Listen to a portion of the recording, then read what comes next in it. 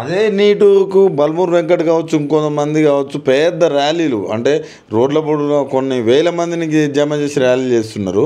ఇక్కడ మాకు ఉద్యోగాలు టైం అడిగే ఏంది, ఫస్ట్ ఉద్యోగాలు పెంచమని అడిగారు, తర్వాత టైం అన్న ఇవ్వండి బాబోయ్ అనే కాడికి వచ్చినా కూడా బల్మూరు వెంకట్ లాంటి మా వాళ్ళు కూడా మాట్లాడకపోవడాన్ని ఎట్లా చూస్తారు సార్ మీరు?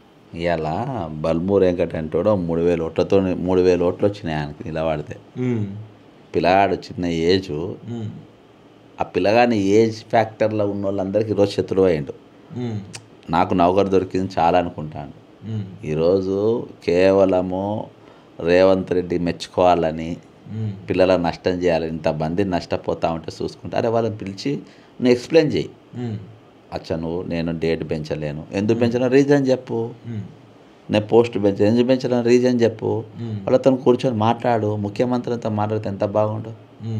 ఒక 100-200 మందిని టీంకి ఒక గ్రూప్ 50 మందిని 50 మంది సపరేట్గా కూర్చోబెట్టి, డిఎస్సి వాళ్ళని సపరేట్గా, గ్రూప్ 1 సపరేట్గా, గ్రూప్ కూర్చోబెట్టి మాట్లాడి వాళ్ళ ఇబ్బందులు ఏందో వాళ్ళు చెప్పిన తర్వాత దానిపై అరే నువ్వు చర్చనే చేయకుండా, వాళ్ళతో మాట్లాడకుండా, నువ్వు సొంతంగా నిర్ణయం తీసుకొని, నువ్వు సొంతంగా నీకు వచ్చిన ఐడియాలనే వాళ్ళ మీదకి రుద్ది ఈరోజు నీవంతమందికి నువ్వు శత్రువు అయిపోయినావు అంటే, ఇటు కాంగ్రెస్ పార్టీలో నువ్వు నాయకులకు శత్రువు, నువ్వు ఎమ్మెల్యేలకు శత్రువు.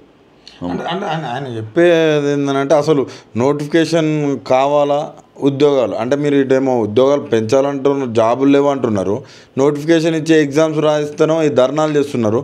నేను మాత్రము అటు నిరుద్యోగులకు కావచ్చు, ప్రభుత్వానికి కావచ్చు చాలా చక్కగా వారధిగా పనిచేస్తున్నాను అంటున్నాడు. ప్రతి ప్రెస్ మీట్లో అదే చెప్తున్నాడు. బ్రదర్,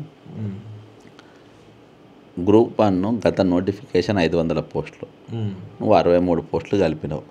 నువ్వు 63 పోస్టులు కలిపిన తర్వాత నువ్వు డేట్ ఎక్స్టెండ్ చేసినావు. 1,50,000 అప్లికేషన్లు ఎక్కువ వచ్చినాయి. 6,60,000 దాదాపు నియర్లీ 2 lakhs అప్లికేషన్లు ఎక్కువ వచ్చినాయి. ఈరోజు 1:100 అనే డిమాండ్ పెరిగింది. ఎందుకంటే నీ ఇచ్చేవాటి అంటే నీ నోటిఫికేషన్లో నువ్వు డేట్ పెంచని కానీ, లేకుంటే 1:100 చేయడానికి కానీ రోజు చెప్పుకోవు. మరి 63 పోస్టులు ఎందుకు పెంచినావు? పెంచి నువ్వు యాడ్ చేసినావు, ఎట్లా చేసినావు? ఇది కోట్ల పోతే ఇది కోటి రాదా? అంటే నీ ఈ 1,50,000 మందిలల్లో నీ టీం ఎవడో ఉన్నాడు. ఈ 63 మంది ఇంట్లో క్వశ్చన్ పేపరు ఎవరికో ఈ మందిలో ఈ టీంలో సప్లై అవుతుంది. నువ్వు రాసుకో బ్రదర్, మ్యాక్సిమం పోస్టులు నెక్స్ట్ రౌండ్లో వచ్చిన అప్లికేషన్లలోకి వస్తాయి గ్రూప్ 1లో. అంటే ఇప్పుడు మీ ఉద్దేశం ఏంటి సార్?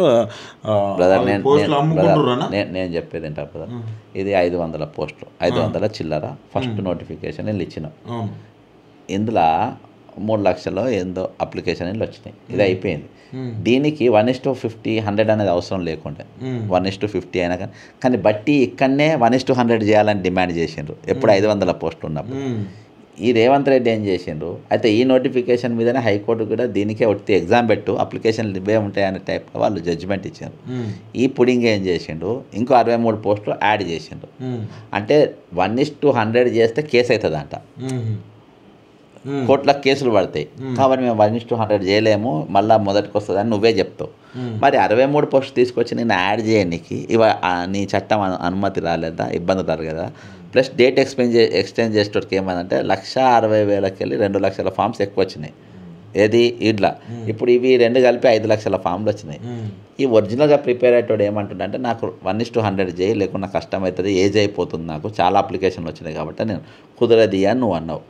ఇప్పుడు నా ఆరోపణ ఏంటంటే 63 పోస్టులు కలిపి నువ్వు ఫ్రెష్ అప్లికేషన్ డేట్ ఎక్స్ప్లెయిన్ చేసినావు కదా, ఇందులో నీకు సంబంధించిన వ్యక్తులు ఇందులో స్కామ్ అయినరు కాబట్టి అయినరు. వీళ్ళ కోసము ఈ కొత్తగా వచ్చిన దాంట్లోనే నువ్వు నౌకర్లు ఎక్కువ ఇవ్వబోతున్నావు కాబట్టి వీళ్ళు క్వశ్చన్ పేపర్తో వస్తుండు కాబట్టే నువ్వు 1:100 చేస్తలేవు. కాబట్టి నేనేమంటున్నా, నీకు నిజాయితీ ఉంటే 63 పోస్టులకు సపరేట్ నోటిఫికేషన్ ఇచ్చేది ఉంటే ప్రాబ్లమే ఉంటుంది కాదు కదా. మరి ఇప్పుడు తుగ్లక్ గాడేవాడు,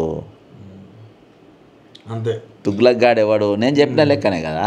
తుగ్లక్ గాడేవాడు ఇలా చర్చలకు ఎందుకు జరపలే అంటే చర్చలు జరిపినాక చెప్పు దెబ్బలు పడతాయని. అర్థమైందా? వాళ్ళ తప్పేంత ఏలు పెట్టి ఒక క్రిమినల్ని తీసుకొని వచ్చి ఒక ఫోన్ ట్యాపింగ్లో ప్రథమ ముద్దా ఎవడనంటే డీజీపీ ఉంటాడు.